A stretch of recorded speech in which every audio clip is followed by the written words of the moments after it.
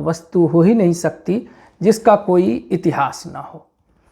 और जब हम साहित्य के इतिहास में साहित्य की विकासमान परंपरा, उसके उद्भव से आज तक की स्थिति का क्रमबद्ध अध्ययन करते हैं, साथ ही साहित्य का इतिहास अतीत में लिखे गए साहित्य या साहित्यकार का ब्यौरा मात्र नहीं है, जिस प्रकार इतिहास आज राजाओं के जीवन चरित्र एवं घटनाओं की व्याख्या मात्र नहीं है, बल्कि उसमें उसका संकलन नहीं है, बल्कि इतिहास का सीधा संबंध, यानी साहित्य के इतिहास का सीधा संबंध रचनाओं और रचनाकारों के विवरण या कविवृत्त से नहीं होता है, बल्कि यह अपने आप में एक बहुत मिश्रित विधा है जो कि शोध, आलोचना, इतिहास और साहित्य संबंधी दृष्टिकोणों में कई अभिवृद्धि करता है।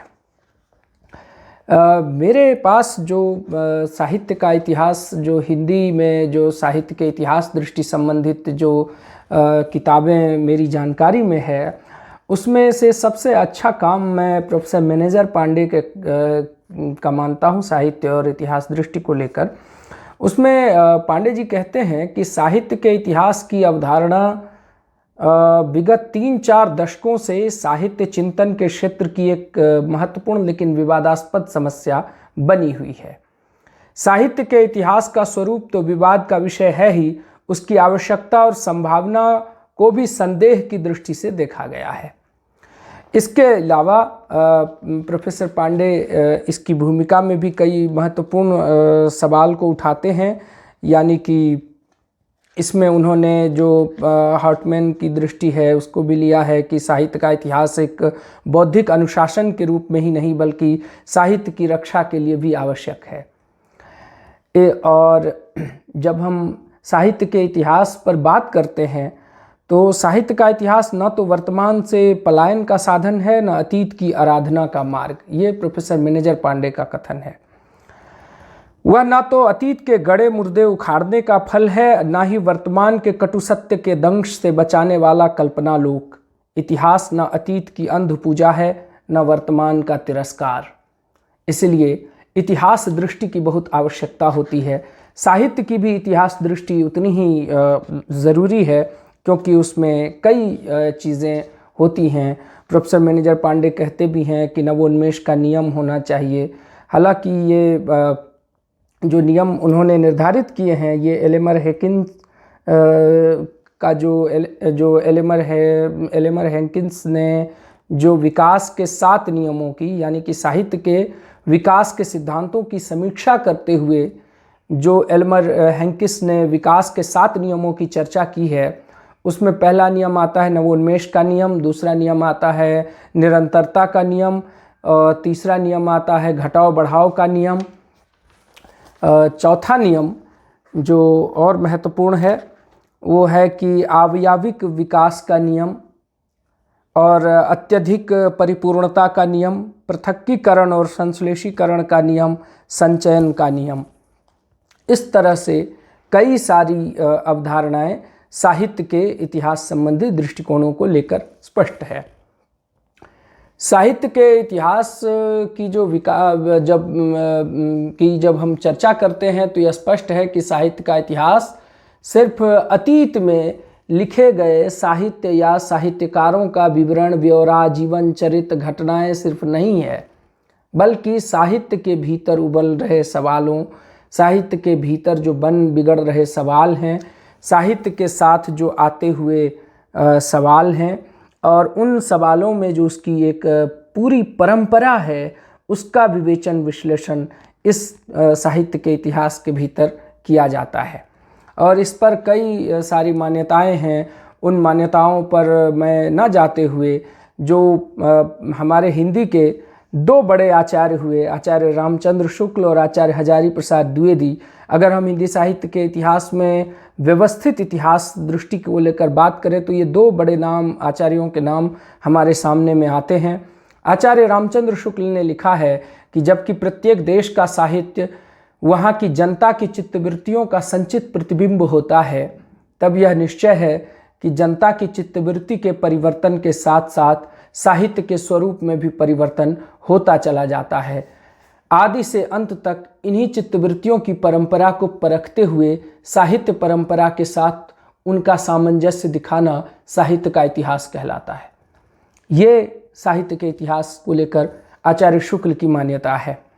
इसके अतिरिक्त आचार्य हजारी प्रसाद द्विवेदी कहते हैं कि साहित्य का इतिहास ग्रंथों और ग्रंथकारों के उद्भव और विलय की कहानी नहीं है, वह काल स्रोत में बहे आते हुए जीवंत समाज की विकास कथा है। ये साहित्य का इतिहास है जिसके भीतर कई सवाल, कई मौजू सवाल और उसकी व्याख्या अपेक्षित है। जिसके भीतर साहित्य के इतिहास में विचारणीय विषय अगर एक और परिवर्तन और निरंतरता का संबंध है तो दूसरी ओर नवीन प्रयोगों की विशिष्टता और परंपरा का भी संबंध है। ये साहित्य और इतिहास दृष्टि में प्रोफेसर मेनेजर पांडे इस सवाल को उठाते हैं। साथ ही कई इस पर मान्यताएं हैं, कई बड़े लोगों के कथन हैं, अगर उन सभी कथनों की व्याख्या करें तो वह संभव नहीं हो पाएगा। हम बहुत संक्षेप में आपको साहित्य के इतिहास संबंधी मान्यताओं को रखने की चेष्टा आपके सम्मुख करेंगे। साहित्य का इतिहास व्यक्ति विशेष की उपलब्धि के साथ साथ प्रवृत्तियों का विश्लेषण करता है। साहित्य का इतिहास किसी भी देश का साहित्य उस देश की चूंकि सामाजिक, राजनीतिक और सांस्कृतिक वातावरण का प्रतिबिंब है, इसीलिए उस वातावरण के भीतर उस समाज की प्रवृत्तियों का अध्ययन अपेक्षित है। चूंकि साहित्य जब भी लिखा गया है वो समाज के साथ लिखा गया है। साहित्य की परिकल्पना समाज विहीन नहीं हो सकती है। बिना समाज के साहित्य का कोई अर्थ नहीं होता है। इसलिए जब हम समाज की बात करते हैं और साहित्य चूँकि सामाजिक मान्यताओं, परंपराओं, संस्कृतियों को अक्षुण्ण रखने की एक विधा है और उसमें साहित्य में ही उन पर सामाजिक मान्यता, परंपरा, संस्कृति ये सभी चीज़ें द्योतित होती हैं। इसके अतिरिक्त साहित्य के समाजशास्त्रीय अध्ययन का भी कई सारा आधार है जिसके आधार पर उसका विवेचन, विश्लेषण संभव होता है। यहाँ ध्यान रहे कि साहित्य का इतिहास जब हम कहते हैं तो साहित्य इतिहास या इतिहास बोध की आवश्यकता और उसकी प्रयोजनीयता दोनों इसके अंदर अभिहित होता है और इसके साथ ही इतिहास से बचने का भी यहाँ एक यत्न बहुत गंभीरता से दिखाई देता है।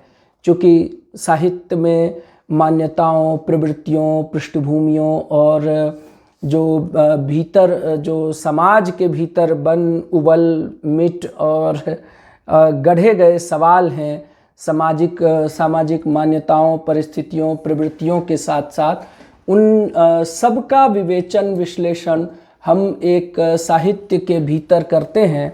इसलिए यह स्वाभाविक है कि जब उस साहित्य का इतिहास होगा तो वह अपने साथ अपनी पूरी परंपरा, अपनी पूरी संस्कृति और अपना पूरा इतिहास बोध उसके भीतर से बोलता हुआ हमें दिखता है। इसीलिए साहित्य का इतिहास उस साहित्य का महज एक दस्तावेज नहीं है, बल्कि उस साहित्य के की जो जातीय अस्मिता है, जातीय परंपराएं हैं, उसकी पूरी अनुगूंज उस साहित्य के भीतर से दिखाने की एक चेष्टा यहाँ पर होती है। अगर हम इसको दूसरे शब्द में देखें तो यह कई चीज़ों पर आधारित है, जैसे प्रगति, परंपरा और निरंतरता। ये तीन ऐसे शब्द हैं जिस पर हमारा साहित्य का इतिहास निर्भर है। वस्तुतः साहित्य की प्रगति, परंपरा, निरंतरता और विकास को पहचानना ही साहित्य के इतिहास का प्रयोजन है।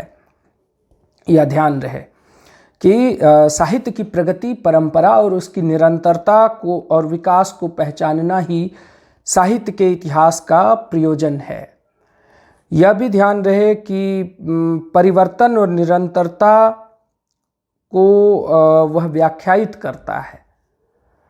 उसमें परिवर्तन तो दिखता ही है, उसकी निरंतरता तो दिखती है, वह उसकी पूरी व्याख्या करता है। साहित्य इतिहास साहित्य की विकासशील प्रक्रिया का उद्घाटन करता है। इस क्रम में नए और पुराने के संघर्ष को रेखांकित करता चलता है।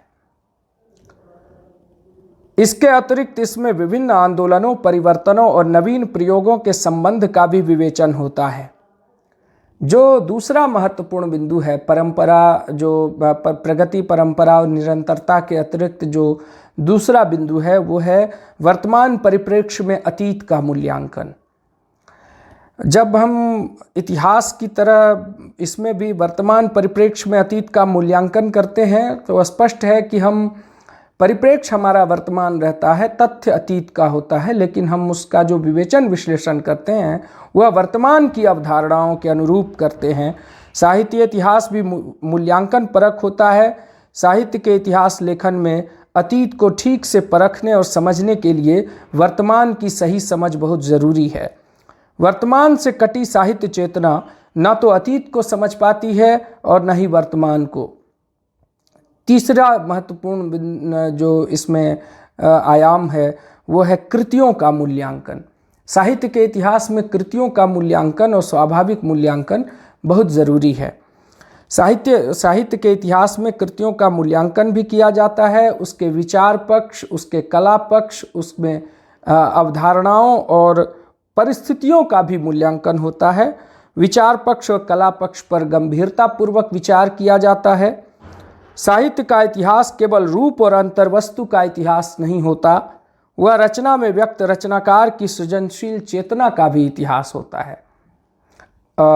जो रचनाकार हैं उस दौर में उन्होंने क्या लिखा है, चूँकि यह मान के चलिए कि किसी इतिहास को समझने के लिए उसके दो ही स्रोत होते हैं, एक आर्कियोलॉजिकल रिसोर्स और दूसरा लिटरेरी रिसोर्स।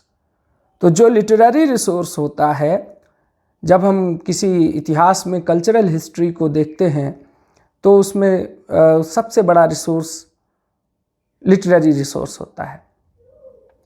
इसके अतिरिक्त जो कृतियों का मूल्यांकन है, जो कृतियां हैं वह उस दौर का जीवंत दस्तावेज है, उस दौर का पूरा इतिहास उसके भीतर से झांकता दिखता है। साहित्य के इतिहास में कृतियों का मूल्यांकन भी किया जाता है, उसके विचार पक्ष, कला पक्ष पर विचार भी किया जाता है। साहित्य का इतिहास केवल जैसा कि मैंने पहले बताया कि केवल रूप और अंतर्वस्तु का, रूप और वस्तु का इतिहास नहीं होता, बल्कि वह रचना में व्यक्त जो रचनाकार की अपनी चेतना है, ऐतिहासिक चेतना है, सृजनशील चेतना है, इतिहास बोध संबंधी दृष्टि है, उसका भी वहाँ पर मूल्यांकन होता है। चौथा जो महत्वपूर्ण बिंदु है वो है विचार प्रक्रिया और सुसंगत दृष्टिकोण। साहित्य इतिहास में विचार प्रक्रिया और सुसंगत दृष्टिकोण का विशेष महत्व है। बिना विचार प्रक्रिया और सुसंगत दृष्टिकोण के साहित्य का इतिहास लेखन संभव नहीं है।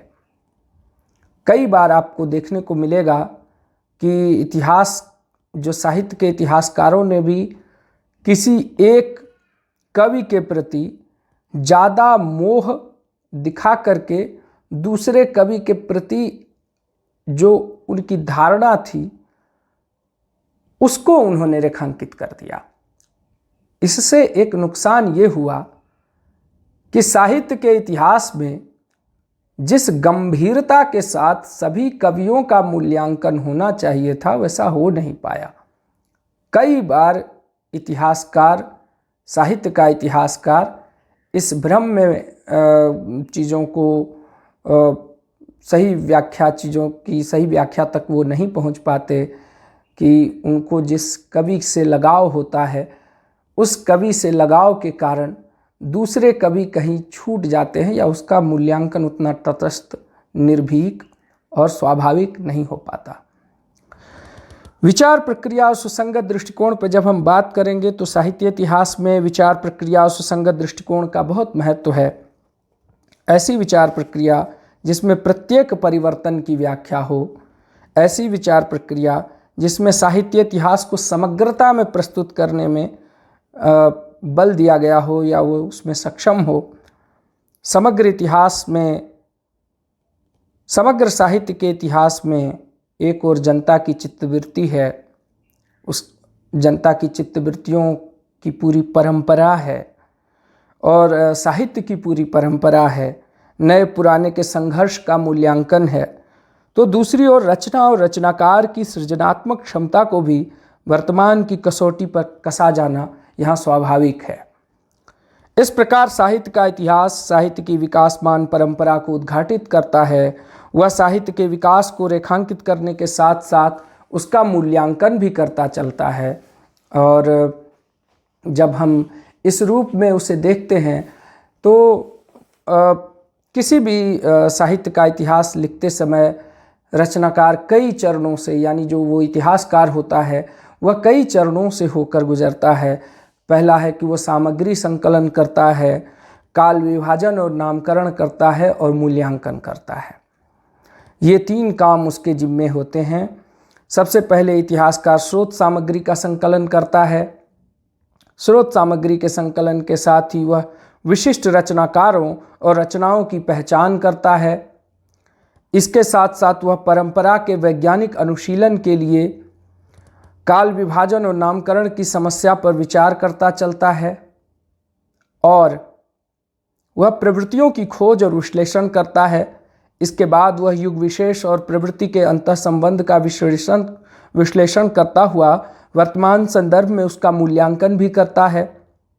इस प्रयास में कई प्रयत्न करने पड़ते हैं और यह जो प्रयत्न है, यह जो उनका श्रम है, इस संदर्भ में और इतिहास लेखन की जो पूरी प्रवृत्ति के साथ वो चीज़ें जुड़ती है, इस संदर्भ में प्रोफेसर मेनेजर पांडे का वक्तव्य यहाँ मैं कोट कर रहा हूँ कि साहित्य का इतिहास वर्तमान की चेतना के परिप्रेक्ष्य में ही अतीत की सार्थकता की व्याख्या करके वर्तमान के लिए उसे उपयोगी और प्रासंगिक बनाता है।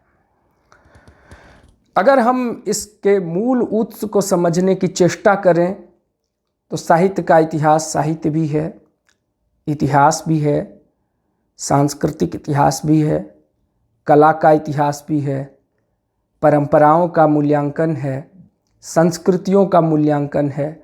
सभ्यता और संस्कृति की सटीक व्याख्या और समझ के लिए एक दस्तावेज के रूप में हमारे सामने में है।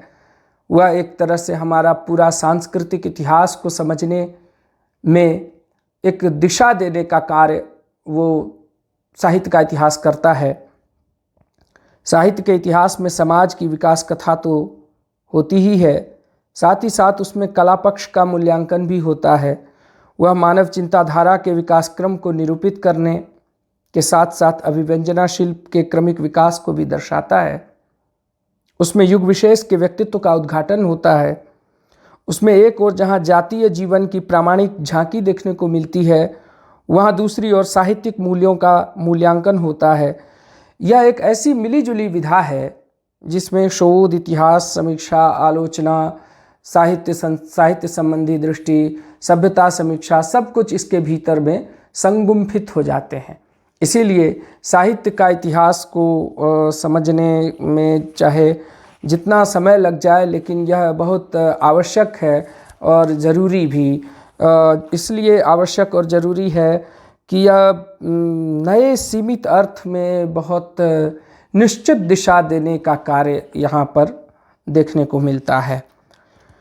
चूँकि कला स्थिर रहती है, अगर उसका सौंदर्यबोध और उसका सौंदर्यबोधीय जो स्वरूप है वह अस्थायी और शाश्वत होता है, इसलिए साहित्य इतिहास के भीतर सभी प्रकार के विरोधी जो मत हैं उसका समावेश भी आवश्यक होता है। जो साहित्य प्रक्रिया का जो समाज सापेक्ष अध्ययन है वह साहित्य की ऐतिहासिक व्याख्या के साथ साथ यथार्थ से उसकी संबद्धता का भी बोध कराता है। मेरा ध्यान यहाँ पर किसी भी बड़े विश्व स्तर के चिंतकों को कोट करते हुए भारी नहीं बनाना है, बल्कि इस प्रकरण को, इस विषय को सहजता में समझने की हम चेष्टा करेंगे। मैं कतई आपको क्रिस्टोफर कॉडवेल की जो दृष्टि है उस संदर्भ को लेकर के बात करना और इस प्रसंग को जटिल बनाते हुए बात करने के पक्ष में नहीं हूँ। मेरा यह भी मानना नहीं है कि इस संदर्भ में तेन के क्या मत हैं, इस संदर्भ में जो एल्मर हेनकिस के क्या मत हैं और इस संबंध में एंटोनियो ग्राम्सी क्या कहते हैं उसकी हिडन हेजिमोनी क्या है, एंटोनियो ग्राम्सी की अन्य चिंताधारा क्या है, और जो न्यू लिटरेरी हिस्ट्री के भीतर जो बातें कही गई हैं वो सारी चीज़ें क्या हैं। इस उलझन से बचाते हुए मैं आपको बहुत सरल शब्दों में सटीक ढंग से अगर समझने के क्रम में मैं आपसे ये बातचीत करूं कि साहित्य का इतिहास दरअसल में हमारे समाज के सांस्कृतिक मूल्यों और उसकी परंपराओं का जीवंत दस्तावेज है। साहित्य का इतिहास साहित्य के माध्यम से हमारे समाज में जो चल रहा बौद्धिक चिंतन है उसको सिलसिलेवार ढंग से समझने का एक उपक्रम है। साहित्य का इतिहास साहित्य को ऐतिहासिक दृष्टि से देखने की और व्याख्यायित करने की एक चेष्टा है।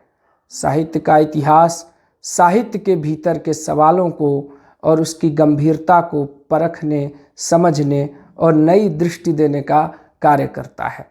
वस्तुतः अगर हम कहें तो इसके कई मान्यताओं को दरकिनार करते हुए बहुत संक्षेप में अगर कहूँ तो मैं यह कह सकता हूँ कि साहित्य का इतिहास के ऐतिहासिक विकास क्रम में हमारे साहित्य के भीतर समय में, हर समय में बन रहे अपने युग के सर्वश्रेष्ठ चिंतन का एक दस्तावेज है। चूँकि साहित्य हर युग में अपने समय में लिखा गया सर्वश्रेष्ठ चिंतन है, इसीलिए साहित्य का इतिहास उसके क्रमिक अध्ययन और क्रमिक मूल्यांकन की तरफ इशारा मात्र है।